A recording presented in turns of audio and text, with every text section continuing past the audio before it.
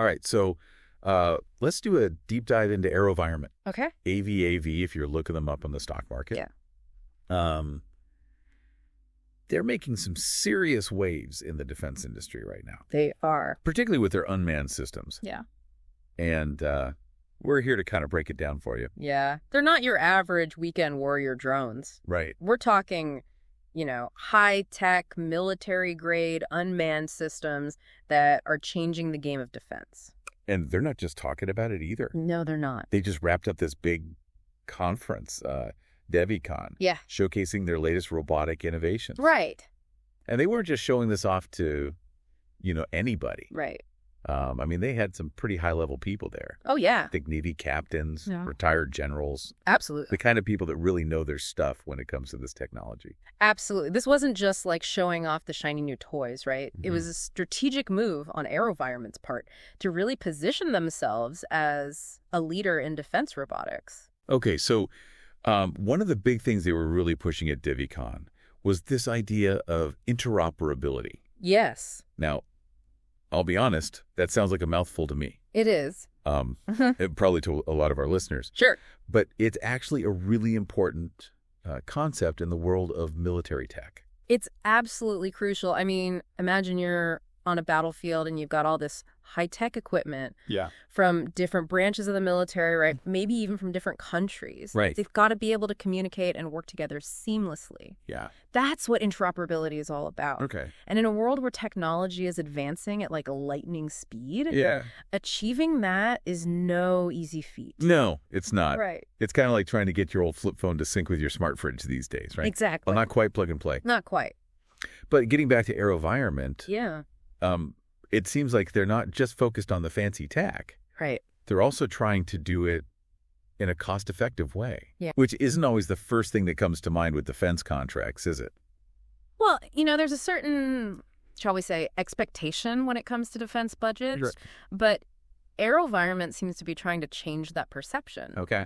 They're positioning themselves as the company that can deliver both cutting-edge technology and value, Yeah. which is a pretty compelling combination if they can actually pull it off. Well, if their recent financial performance is anything to go by, it seems like they just might be on the right track. Yeah. I'm talking record-breaking first quarter revenue, Right. up a whopping 24% compared to last year. Huge. I mean, something tells me someone over there is good at their job. Their unmanned systems and loitering munitions divisions are definitely, killing it right now. Okay, hold on. Loitering munitions, I have to admit that sounds a little intimidating. Sure.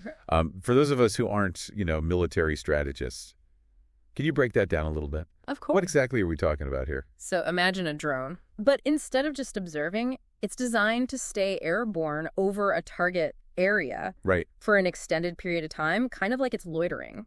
Yeah. And then when the moment is right, Yeah. it can strike with incredible precision. So not your average pizza delivery drone then. Right. And speaking of not average, we can't talk about AeroVironment without mentioning the Switchblade. Their flagship loitering munition. This thing has been making waves For sure. and headlines lately. It has. It's a real game changer. And the U.S. Army clearly agrees because they just handed AVAV a cool $1 billion contract Wow. for these things. Billion with a B. Billion with a B, in case you missed that. Yeah. So safe to say demand is pretty high right now. That's an understatement. Really? They're already working at maximum capacity to build these switchblades, Wow. even scouting out locations for new factories to keep up with demand. Which sounds like a good problem to have, Yeah. right? High demand, potentially limited supply. Yeah. That's usually a recipe for success in the business world. It is. But I'm guessing it's not quite as simple as that, is it? You got it. It's definitely a good sign for AeroVironment, but scaling up production that fast comes with its own challenges. Yeah, like what? Well, can they do it fast enough without having to sacrifice quality? Oh, right? Can they even find the skilled workforce that they need? Yeah, These are all questions that investors are asking right now. right. And I imagine those questions get even bigger when you start to think about the international market. Oh, absolutely. Because AVAV isn't content with just selling to the U.S. military, are they? Not at all. They've got their sights set on global expansion, Yeah. and they've already made some pretty big moves. Like what? Well, they received approval to start negotiations with Taiwan. Okay. And on top of that, they're in talks with like a dozen other countries Wow.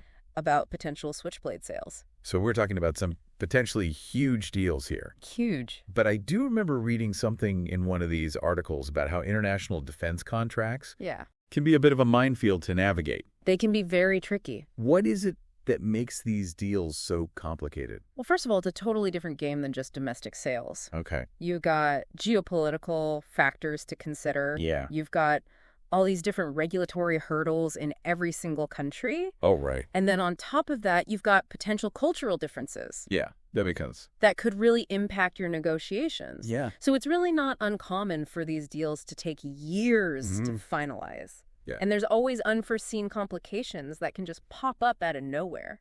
So while the potential rewards of these international deals could be huge for AVE, Oh, yeah. it's important to remember that there's also a lot of uncertainty. Absolutely. It's kind of a waiting game. Right. Investors really need to be prepared for the long haul with these. Speaking of investors, we got to talk about Wall Street's take on all of this. Okay. Because I know the articles mention that analysts are feeling pretty optimistic about AVV's future. Yeah. Especially with these impressive revenue numbers.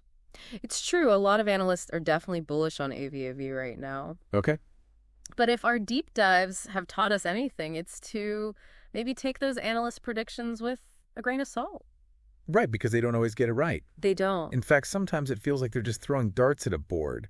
Well, their track record isn't exactly spotless. Right. And while we're on the topic of not always reliable sources, Okay. I couldn't help but notice all the buzz around AVAV on Reddit. Ah, yes, the online echo chamber. Right. What are all the armchair analysts saying about AVAV these days? Well, there's a lot of excitement, Okay. with some users even comparing AVAV to those hotshot commercial drone companies, Hold on a second. Isn't that a little bit of a false equivalency? It is. I mean, we're talking about military-grade technology here, Exactly. not drones that are delivering your groceries. It is a completely different ballgame. AVAV operates in the defense sector, which has its own unique set of rules and regulations and risks. Right. So while it's tempting to get caught up in all the hype, Yeah. investors need to remember that AVAV's success ultimately hinges on their ability to navigate the very complex world of defense procurement and international relations.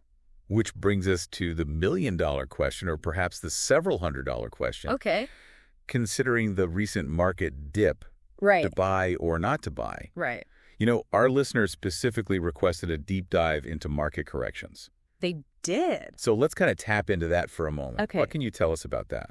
Well, it's all about understanding historical trends and really trying to resist the urge to make any emotional decisions. As we've seen time and time again, markets are cyclical. Right. They go up, they go down, and then they go up again. So seeing a dip in a company's stock price doesn't necessarily mean it's time to hit the panic button. Not at all. In fact, according to this article you shared, market corrections, even those sharp downturns, can actually be pretty attractive buying opportunities. Really?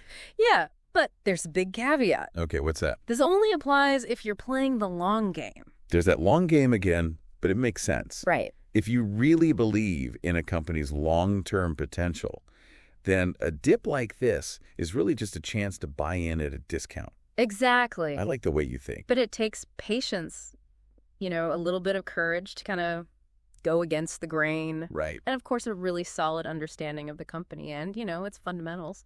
Which is, of course, what we always try to do here with these deep dives. Absolutely. You want to go beyond just the headlines. Right. Really get into the nitty-gritty. Correct the dots. So that you listening can make the most informed decision possible for your own unique situation. Because at the end of the day, AeroVironment is Welcome. really at the forefront of an industry that's changing every single day. They've got this amazing product You're right. that everybody seems to want their hands on, Yeah, it seems like it. led by a team that appears to be, both ambitious and strategic. Right. But just like with any company, there are always risks involved. That actually brings up a really interesting point that you made earlier. Okay. All of this success, all this hype surrounding AeroVironment, it's very much centered around one product. Right, the Switchblade. Exactly, the Switchblade. Yeah. But what happens if, let's say, hypothetically, some other company, Yeah. or even like a government-funded research lab somewhere, Right. develops, some new kind of loitering munition Sure. that makes the Switchblade look like a child's toy? That's the billion-dollar question, isn't it? Right. I mean, the defense industry is notoriously fickle. For sure. What's cutting edge today could be obsolete tomorrow. It's like that old saying, innovate or die. Exactly. So for someone who might be thinking about investing in AVAV, Yeah. that's really the question you have to ask yourself. What's that? Can AeroVironment stay ahead of the curve? Ahead of the game. Are they diversifying that product line? You Right. know. Are they not just resting on their laurels? Exactly. Are they investing in research and development to make sure that they stay competitive? In the long run. Exactly. That's a lot to think about. It is. But hey, that's why we do these deep dives. There you go. We're here to help you connect the dots, understand the complexities of these companies and these industries, Right. and ultimately help you make the most informed decision That's right. that you can for your own personal situation. Sometimes the biggest takeaway is just, knowing which questions to ask. Couldn't have said it better myself. There you go. So there you have it. AeroVironment, a company soaring to new heights on the back of its Switchblade success, but always facing that constant pressure to innovate in a really rapidly changing world. It's true. Will they be able to maintain their altitude, or will they be forced to make a rapid descent? Right. Only time will tell. But that's it for today's deep dive on AeroVironment. See you next time. Catch you later.